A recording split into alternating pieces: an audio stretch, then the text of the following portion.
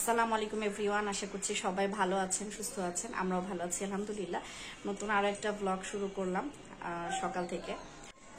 এখন সকালে নাস্তা করব, আর নাস্তা শেষ করে তারপরে আবার আপনাদের সাথে কথা বলছি। আমি তো বাসায় ছিলাম না, তো বাসায় না থাকাতে প্রতিবার দেখা যায় যে দু একদিন না থাকলে গাছগুলোর অবস্থা খারাপ হয়। কিন্তু ইদানিং রুমাইসার আব্বু একটু যত্ন করে গাছের। দেখেন কি সুন্দর লিলি হয়েছে, না আসার পরে দেখে খুব ভালো লাগছে। আমি কয়েকটা ফুল দেখে গিয়েছিলাম, আর এই কয়টা আবার নতুন হয়েছে কালকে। তো এই বছরের মতো সম্ভবত এইবারই লাস্ট, এর পরের বছর আবার ফুল হবে। মানে এই এত সুন্দর ফুলগুলো দেখতে হলে 1 বছর করে অপেক্ষা করতে হয়। আর এই যে আমার নয়নতারা গাছ, একদম গাছ ভর্তি ফুল, খুব ভালো লাগে। মানে এই ফুলগুলো একদম গাছে সবসময় ভরে থাকে, খুবই ভালো লাগে।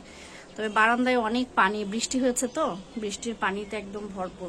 প্রতিটা গাছ অনেক সতেজ, একদম সবুজ রং, খুব ভালো লাগছে দেখতে।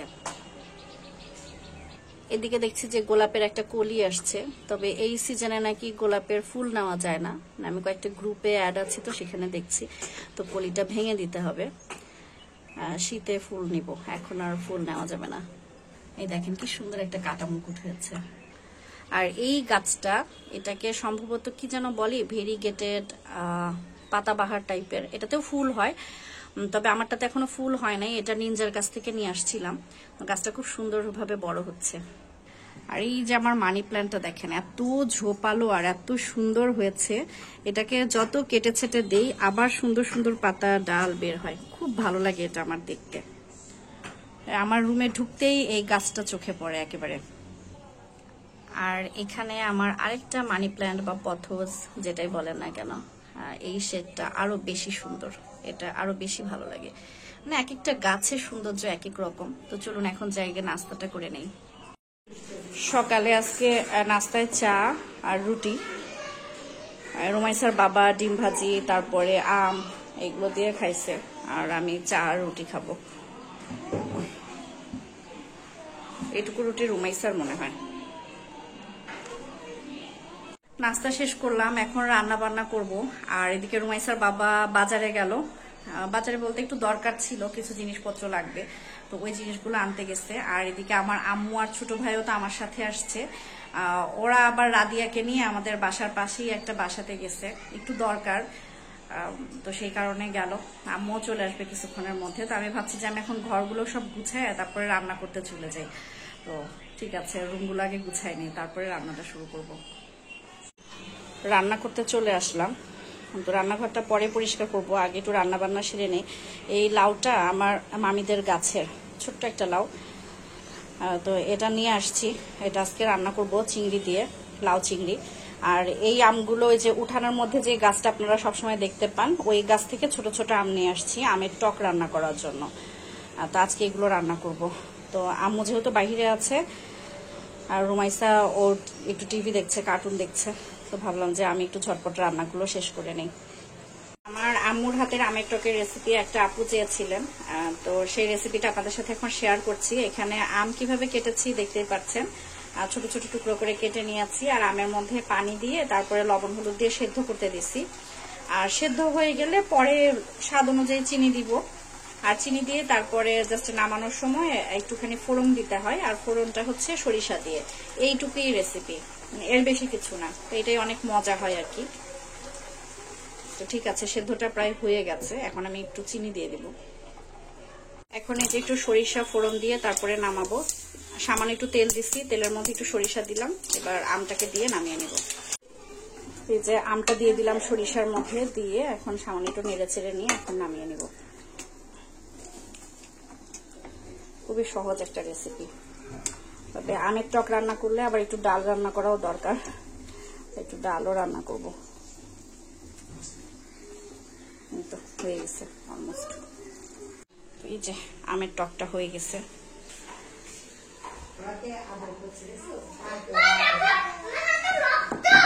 হ্যাঁ, কালার কালার দিয়ে বানিয়েছো? আচ্ছা, আমি বোকা হয়ে গেছি। আর এখানে রান্না করছি লাউ চিংড়ি, তারপরে লাউয়ের যে খোসাটা ছিল সেই খোসাটাকে ভাজি করছি। রুমাইসা আর ওর বাবা এখন যাচ্ছে পার্কে।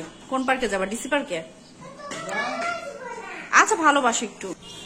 দুপুর থেকে বৃষ্টি হয়েছে আর এখন আবহাওয়াটা একদম ঠান্ডা ঠান্ডা। তো দুই মেয়ে ঘুমিয়েছিল, ঘুম থেকে উঠেই রুমাইসার বায়না যে আমি এখন পার্কে যাব। এই জন্য ওর বাবা ওকে পার্কে নিয়ে গেল। আমিও আম্মুকে নিয়ে একটু বাইরে যাব এখন, কয়েকটা জিনিস কেনার আছে, তো ওগুলো কিনে নিয়ে আসবো। তো ঠিক আছে, যাওয়া যাক। এই থ্রি পিসটা তানজিলার পেজের, এটা জমজম, অনেক সফট কাপড়টা, এটা সালোয়ার। তো আমি এটা বানাই নিয়ে আসছি। আমরা যাকে যে আপনারা দেখেন ক্যামেরাতে, আমরা আপা বলে ডাকি, ভাবি, তারপরে আপু আসলে ওই আপার কাছ থেকে জামা কাপড় বানায়। তো আপার কাছ থেকে বানায় নিয়ে আসছি। সুন্দর করে লেস দিয়ে দিছে, আর এই যে কামিজে হাতাতে, তারপরে নিচে এগুলো লেস দেওয়া, আর ওড়নাতেও লেস করে দিছে, এই যে দুই পাশে। তো এই জমজমটা এখন পরে যাব, আম্মুর সাথে একটু বাইরে যাচ্ছি, এটাই ভাবলাম যে একটু পরি।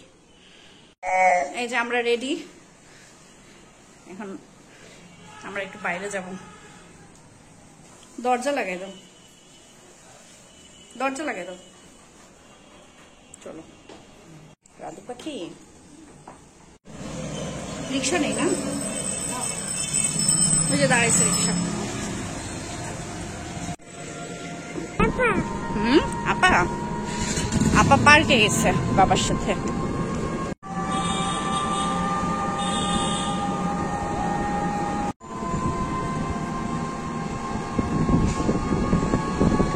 জেলা পরিষদে মাঝে মাঝে প্রোগ্রাম হয়, আজকে মনে হয় প্রোগ্রাম হচ্ছে। বলি যে আপনি সুন্দর করে করতে পারবেন, আপনার বাসা যে সুন্দর করে গুছানো না দেয়। আজকে আমরা আসছি আমার এক খালাতো বোনের বাসায়। তো আপুও টুকটাক ভিডিও দেয় ফেসবুকে, ফেসবুক পেজে, আপুর নিজের আইডিতে। তো ওইটাতেও মনিটাইজেশন অন হয়েছে। আর দেয় না মা,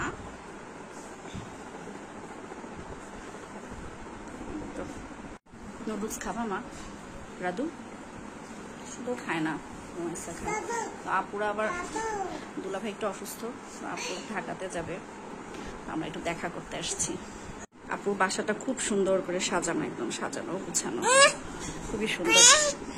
হ্যাঁ মা, ও টিভিটা এই রুমে নিয়ে আসছে, আগে এই কোনার রুমে ছিল। হ্যাঁ সুন্দর, ওয়াও ওয়াও। আমি একটু অল্প করে শেয়ার করি বাসাটা, বাসাটা খুব সুন্দর করে গুছানো। আমার মেয়ে, হ্যাঁ বাবা, সে কথা বলতেই আছে। ঘড়িটা খুব ভালো লাগে দেখতে। আগে এই বাসাতেই আমার আম্মুরা ছিল, দোতলাতে। মা না, ওইটা ধরা যাবে না। ফ্লাওয়ার দেখো, হ্যাঁ ফুল, হ্যাঁ ফুল, ফুল সুন্দর হবে, একবারে তোর হবে না। আপু এগুলো কি অর্ডারের আচার না এমনি বানাইছেন? অর্ডার চাইছে মানুষ যে হচ্ছে আচার ইয়ে করবে, তো ওই তৈরি করে আর কি রাখতেছি। বয়েম গুলো তো ওরকম, সেই জন্য বলতেছি।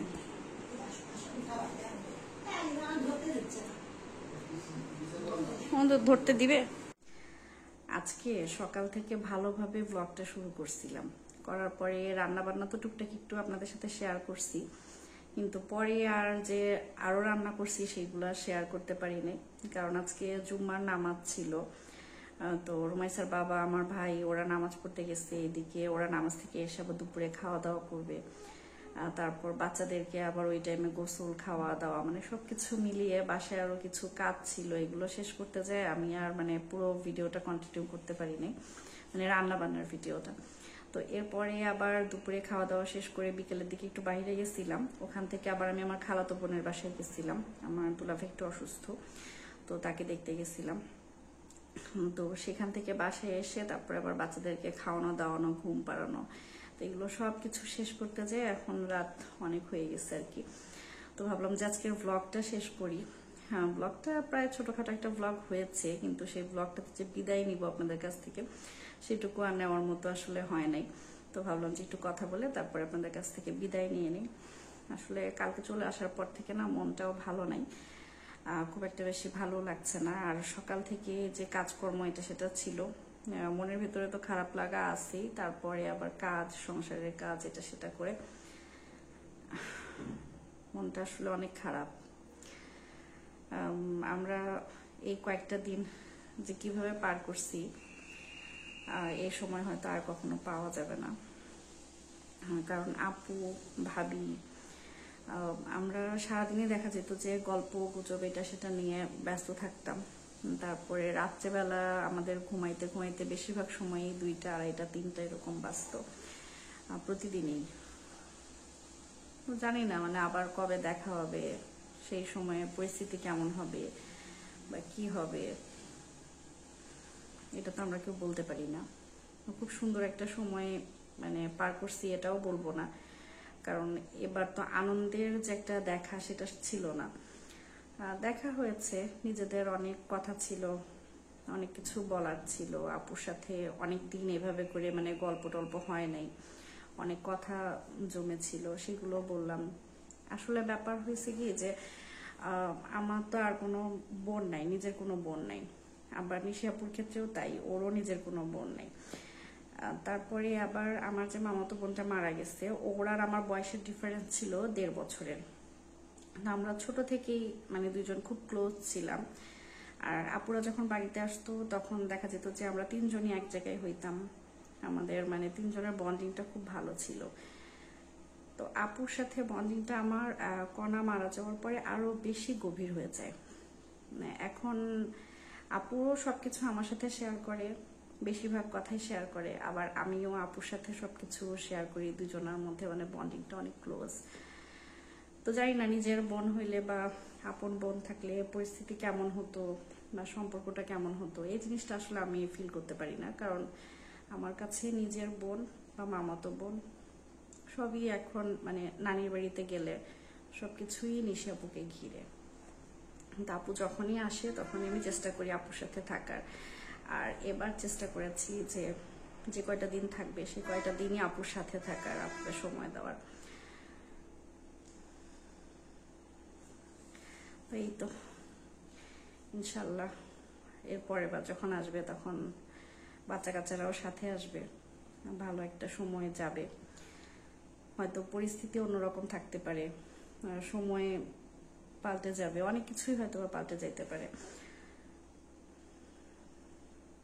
যাই হোক, সবাই ভালো থাকুক, সুস্থ থাকুক, যে যেখানে আছে আত্মীয় স্বজন সবাই ভালো থাকুক, সবসময় দোয়া করি।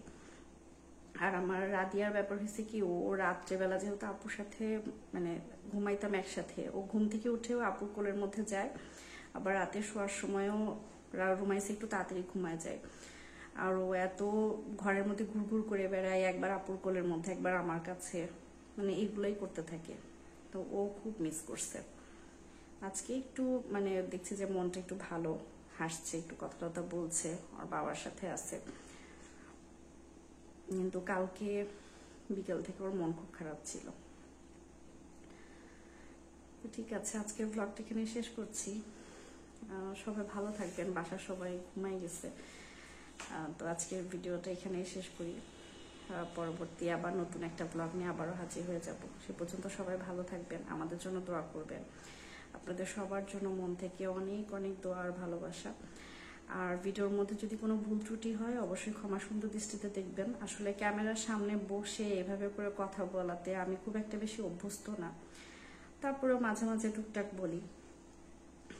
এই সামনাসামনি কথা বলতে গেলে অনেক ভুল হয়েই যায় আসলে, আর গুছিয়ে তো কথা বলা ওইভাবে করে হয় না। তো ঠিক আছে, আজকের মতো বিদায় নিচ্ছি। সবাই ভালো থাকবেন, আল্লাহ হাফিজ।